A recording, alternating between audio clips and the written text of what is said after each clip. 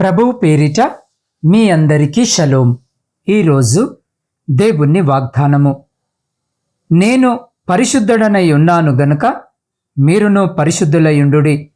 పేతురుకు రాసిన మొదటి పత్రిక 1వ అధ్యాయము 14వ వచనం. ప్రియ సహోదరి సహోదరులారా, ఈరోజు ఈ వాక్యము వినిచిన మీ అందరికీ మన ప్రియ రక్షకుడైన యేసు క్రీస్తు నామమున ఈ నూతన దినపు శుభములను వందనములను తెలియజేస్తున్నాను. ప్రియులారా, ఈరోజు ఈ వాక్యము వినిచిన మీరు పరిశుద్ధముగా జీవించాలని దేవుడు మీ పట్ల కోరుకొనుచున్నాడు. ఎందుకంటే యేసు క్రీస్తు పరిశుద్ధుడు గనక మీరును పరిశుద్ధముగా జీవించాలని ఇష్టపడుచున్నాడు. పరిశుద్ధులకు తగిన పరిశుద్ధ జీవితాన్ని ప్రభు ఈరోజు ప్రసాదిస్తాడు. అందుకే పరిశుద్ధ లేఖన భాగములో మనము గమనించినట్లయితే, నేను పరిశుద్ధుడనై ఉన్నాను గనక మీరును పరిశుద్ధులయుండుడి అని చెప్పబడిన విధముగా, ప్రియులారా, దేవుడు పరిశుద్ధుడు గనక మీరును పరిశుద్ధముగా జీవించండి. ఎందుకంటే మిమ్మల్ని పిలిచిన వాడు పరిశుద్ధుడై ఉన్న ప్రకారం మీరును సమస్త ప్రవర్తనయందు పరిశుద్ధులయుండుడి. ప్రియులారా, ఈ ప్రపంచములో 1600 మత గ్రంథాలు ఉన్నాయి.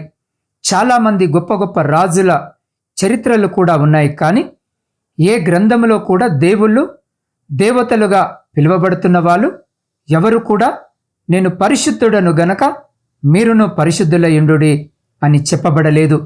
యేసు క్రీస్తు ఒక్కరే ఈ మాటను చెప్పాడు. ప్రియులారా, మిమ్మును పిలిచిన వాడు పరిశుద్ధుడై ఉన్న ప్రకారము మీరును సమస్త ప్రవర్తనయందు పరిశుద్ధులయుండుడి అన్న వచనము ప్రకారం పేతురు యేసు క్రీస్తు శిష్యులలో ఒకడు. ఈయన యేసు క్రీస్తుతో తిరిగిన వ్యక్తి గనుక అతడు పరిశుద్ధుడు అని అంటున్నాడు. నిజమే, పరిశుద్ధతకు నిలువెత్తు నిదర్శనం యేసు క్రీస్తు ప్రభు ఒక్కడే ఒక్కడు. ఆయన తప్ప ఎవరు పరిశుద్ధత కలిగిన వాడు లేడు. ప్రియులారా, నా యందు పాపమున్నదని మీలో ఎవడు స్థాపించును? ఈ మాట సాధారణమైన మాట కాదు. ఇటువంటి సవాలు ఎవరు చేయలేరు కూడా. దేవుడు ఈ మాట ఏదో ఒంటరిగా ఉన్నప్పుడు అన్న మాట కాదు, బహిరంగంగా చేసిన సవాలు. అతని ముందు తత్వజ్ఞానము తెలిసిన వాళ్ళు, మత పెద్దలు, పెద్ద పెద్ద శాస్త్రాలు చదివిన మేధావులు ఉన్నారు. వాళ్ళందరి ముందు నా యందు పాపమున్నదని మీలో ఎవడు స్థాపించును అని అన్నాడు. అంటే అతనిలో ఎవరు కూడా పాపాన్ని స్థాపించలేకపోయారు. ప్రియులారా, ఆ రోజే ఎవరు కూడా అతని ఎదుట కనీసము ఒక చిన్న లోపాన్ని కూడా కనుగొనలేకపోయారు. అందుకే అతని బోధనలు ప్రపంచమంతటా వ్యాపించాయి. మత్సలేని ఆయన జీవితాన్ని చూసి ఎందరో మహానుభావులు అతని అడుగు జాడలలో నడిచారు. కారణం పరిశుద్ధుడు మన యేసు క్రీస్తు ప్రభు. ప్రియులారా, మీలో జారత్వమే గాని, ఏ విధమైన అపవిత్రతయే గాని, లోభత్వమే గాని వీటి పేరైనను ఎత్తకూడదు.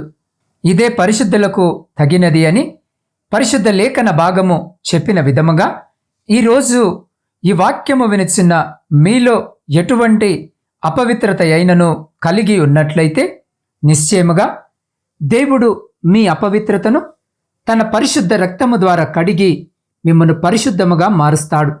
తద్వారా దేవుని నామము మీ ద్వారా ఘనపరచబడినట్లు అన్యజనుల మధ్య మీరు దూషించిన నా ఘనమైన నామమును నేను పరిశుద్ధపరచుదును.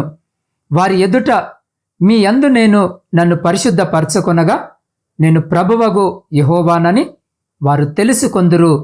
ఇదే ప్రభువగు యెహోవా వాక్కు అన్న వచనము ప్రకారము, ప్రియులారా, సర్వశక్తిమంతుడైన దేవుని ప్రేమను తెలుసుకొనుట మాత్రమే దేవుని గూర్చిన జ్ఞానము కాదు. కానీ గొప్ప ప్రయాసముతో ఇతరులకు ఆ దేవుని యొక్క పవిత్రతను వివరించు వారలమై ఉండవలయును.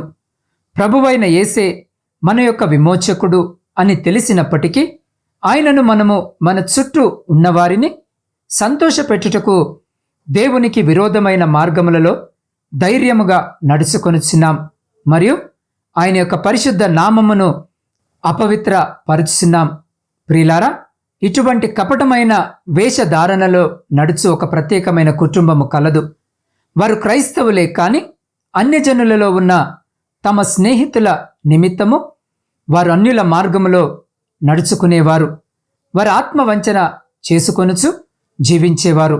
అటువంటి సమయంలో దేవునికి ఎంతగానో సమర్పించుకున్నటువంటి ఒక సహోదరుడు ఈ విషయము తెలియడంతోనే వారి ఇంటికి ఒక పాస్టర్ గారిని తీసుకొని వెళ్ళి, ఎవరైతే ఇటువంటి విచిత్రమైన మనస్తత్వమును కలిగి ఉన్నారో ప్రభు వారిని అసహించుకుంటాడు, మరి ఎవరైతే నిజముగా ఆయనను ప్రేమించి ఆయన అడుగు జాడలలో నడుస్తారో వారిని మాత్రమే ఆయన ప్రేమిస్తాడు అని వారికి చెప్పి, యేసు క్రీస్తు ప్రభుల వారి ప్రేమను గూర్చిన మర్మమును ఎంతో దైవికమైన ప్రేమ కలిగిన హృదయముతో ఆ కుటుంబానికి ఆ సహోదరుడు మరియు దైవజనుడు కలిసి బోధించారు.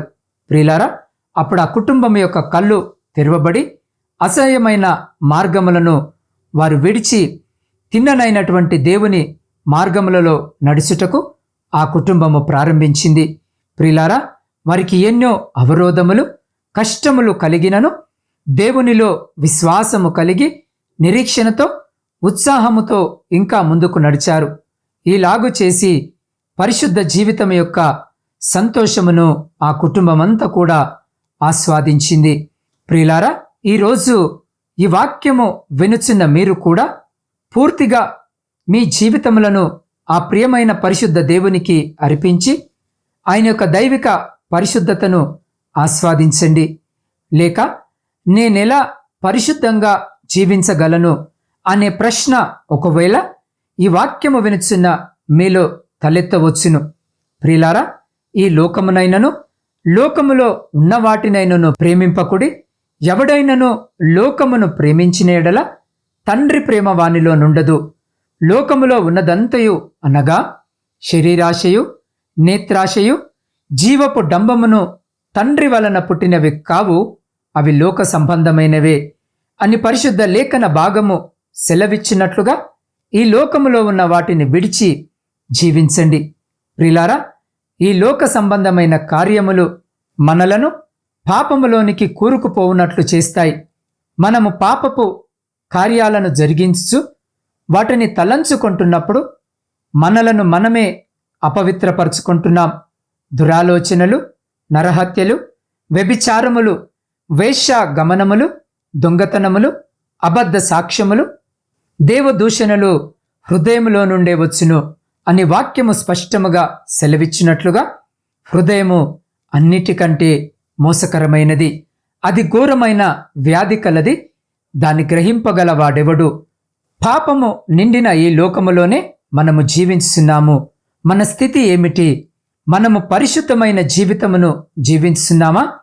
ప్రియులారా, దేవుడు ఆయన మరలా వచ్చినట్లయితే మనము మరియు మన కుటుంబము ఆయన రాకడకు సిద్ధముగా ఉన్నామా అని మనలను మనమే పరిశోధించుకుందాం.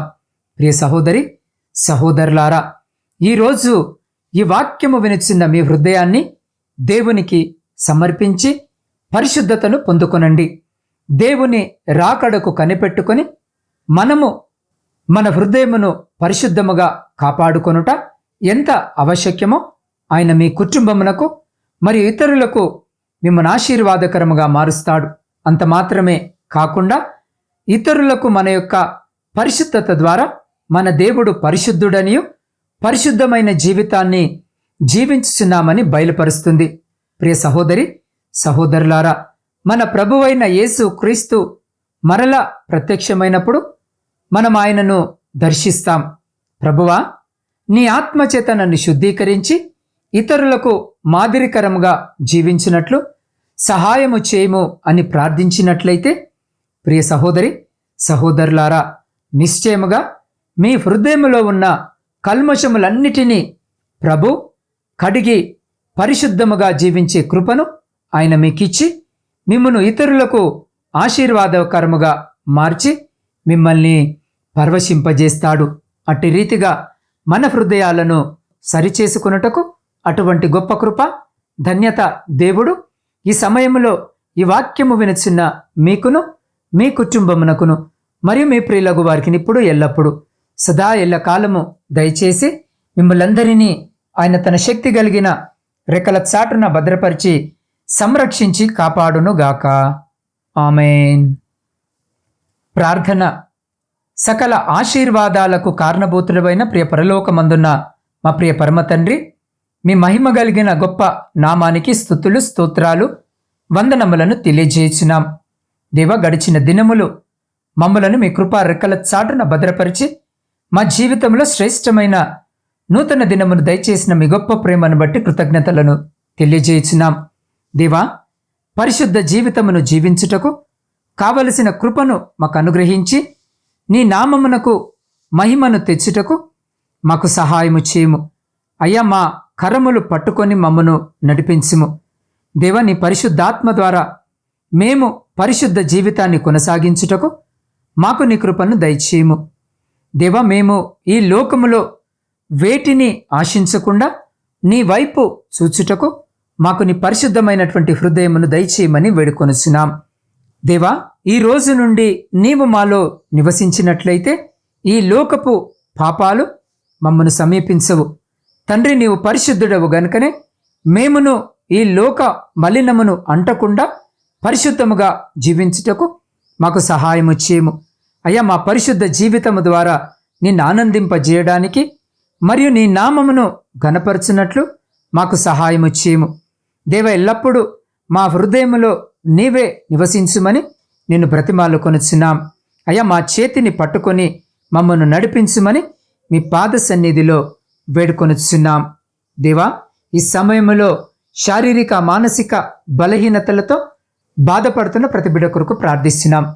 కరోనా వ్యాధి చేత బాధింపబడుతున్న బిడ్డల కొరకును ప్రార్థిస్తున్నాం. అయ్యా, బిడ్డలందరినీ జ్ఞాపకము చేసుకోండి. ముట్టి సంపూర్ణ స్వస్థతను బిడ్డలకు దయచేయమని వేడుకొనుచున్నాం. దేవా, ఈ సమయంలో ఎంతమంది బిడ్డలైతే ప్రార్థనలో ఏకీభవిస్తున్నారో ప్రతి బిడ్డను మీ హస్తాలకు అప్పచెప్తా ఉన్నాం. అయ్యా, ప్రతి బిడ్డ యొక్క హృదయవాంఛ ఎరిగిన దేవుడవు అంటున్నావు. అయ్యా, ఏ బిడ్డ ఈ అక్కర ఈ అవసరత చేత మీ పాద సన్నిధిలో చేరి మీ వైపు చూస్తున్నారో వారి ప్రతి ప్రార్థన మనవిని అంగీకరించి వారి జీవితంలో కుటుంబంలో ఉన్న ప్రతి విధమైనటువంటి శ్రమ, దుఃఖము, ఆయాసము, లోటును తీసివేసి మీ ఆకాశపు వాకిన్లను విప్పి మీ సమృద్ధికరమైన దీవెన ఆశీర్వాదాల చేత బిడల జీవితాలను, కుటుంబాలను దీవించి ఆశీర్వదించి తృప్తిపరిచి మీ కృపలో భద్రపరుచుకొని ముందుకు నడిపించమని సమస్త స్తుతి, ఘనత, మహిమ మీకే చెల్లించు మా రక్షకుడును మీ ప్రియకుమారుడైన యేసు క్రీస్తు సర్వోన్నతమైన నామమున ప్రార్థించి అడిగి పొందుకొని ఉన్నాము తండ్రి. ఆమేన్.